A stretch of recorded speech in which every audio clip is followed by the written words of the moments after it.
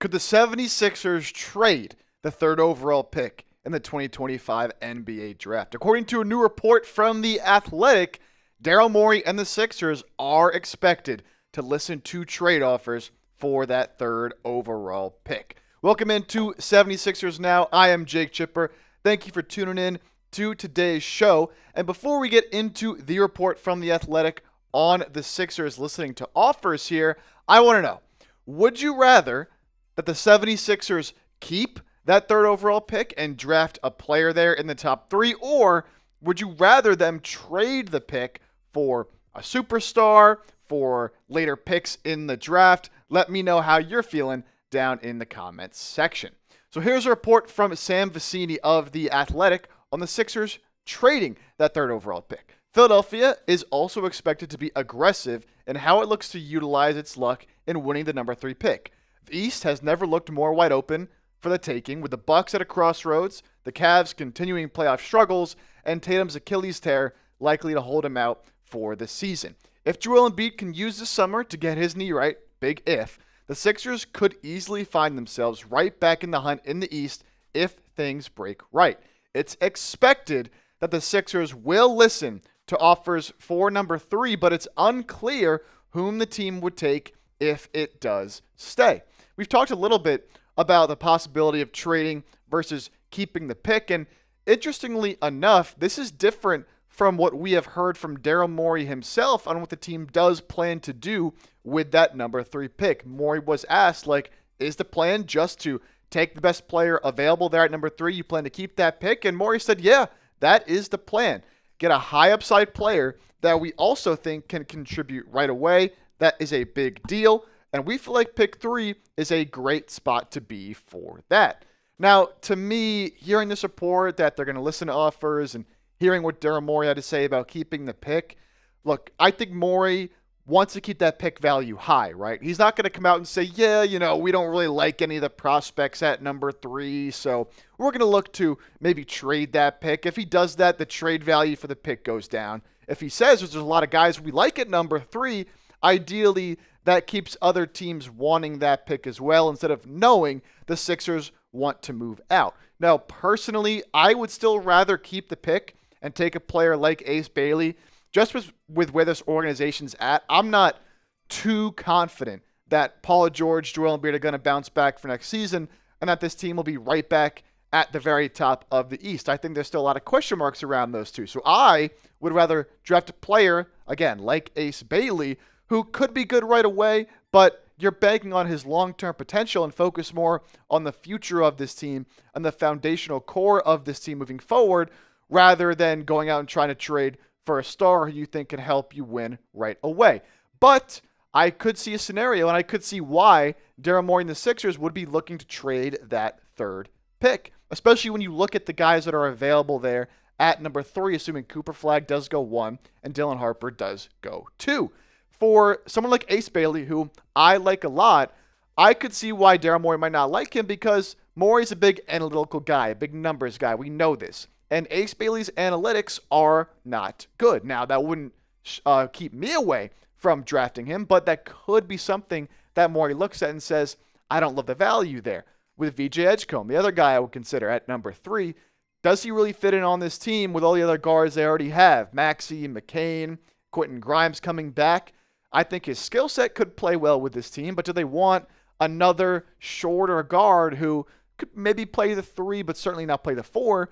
Then other guys at that spot, like Trey Johnson, a great scorer, but he certainly has defensive concerns. Knuppel, does he have the upside that you really want out of a number 3 overall pick? I don't think so. And would Daryl Morey want to draft a center like Kaman Malawach or Derek Queen at number 3? I know some Sixers fans might want to, but I just don't see Daryl Morey being the GM to go ahead and try to take Embiid's replacement already, because he said he does expect Embiid to be back full strength next season.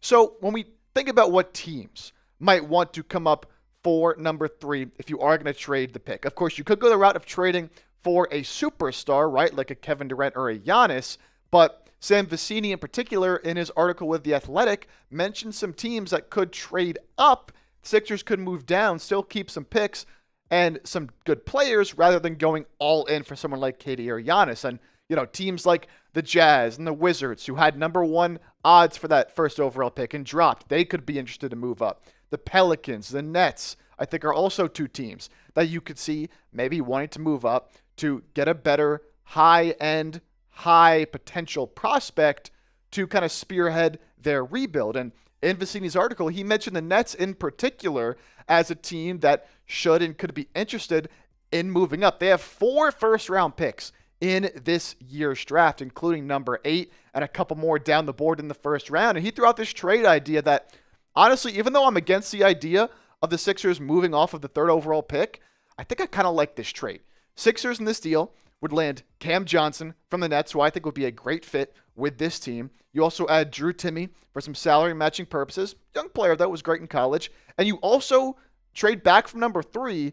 You land number 19 and number 27 in the first round. You're giving up that 3rd overall pick, of course. Also Kelly Oubre, Andre Drummond, Eric Gordon, all guys that have player options. They would all pick up their options. You send them all out to Brooklyn. And of course, for the Nets, you get number 3 and you get the player of your choosing. Look, I like this deal mainly because I like Cam Johnson's fit a lot on the 76ers. A guy that can play the 3, play the 4, and can stretch the floor. Basically a 40% three-point shooter his entire career, his time in Phoenix, his time in Brooklyn. Obviously, he hasn't played a lot of winning basketball in Brooklyn, but he showed to be a winning player when he was in Phoenix. So I don't have any concerns there of him fitting onto a team where he's probably not going to score 19 points per game again if he was with the Sixers. But, back when he was with Phoenix, around 12, 13 a game, be in the right spots at all times. He's a smart player. We saw him light up the Sixers this past year. I think he had a 40-point game against Philadelphia this year. He is a real sniper from behind the arc and would fit perfectly with the way the Sixers roster is constructed. And he's not all that expensive either.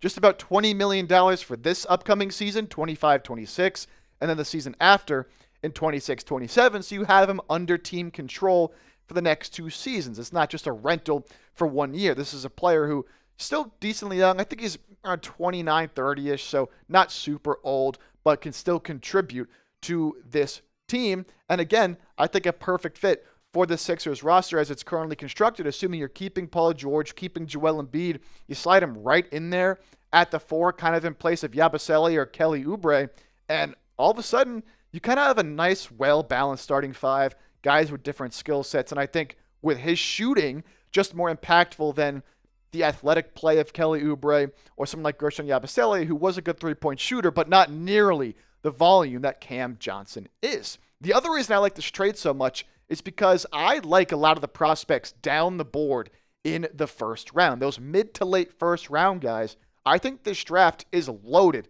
with talented players from about the 16, 17, even all the way to the early second round range. Guys like Will Riley out of Illinois, a young player with a lot of upside. Liam McNeely, someone who's fell down draft boards, but still does project to be a very good shooter.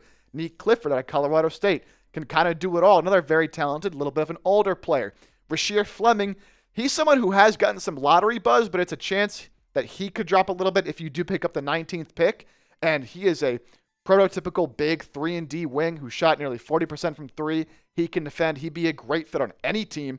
And then at 27, you can get from the Nets another backup center in Ryan Kalkbrenner, who I've talked about maybe early second-round pick for the Sixers, but he can even man down low, be another center option next to, of course, Embiid and Bona. You're trading Drummond in this trade, so there's a lot of other guys in this draft. A lot of first-round talent that I really, really like in that late-round range. Even some guys at the NBA Combine, like a Tahad Pettiford or a Miles Bird, who are younger guys who have been really showing out and improving their stock. So I think it's worth it to move down in that area and get 2 guys instead of just 1 that realistically maybe not contributing right away, although in that range you tend to get guys who are falling because they're older, because teams are passing up on prospects that are good now for guys that might be good later. So you could get some guys, maybe a mix, someone who can contribute right away, and then somebody else who might have more long-term potential to fit on this team.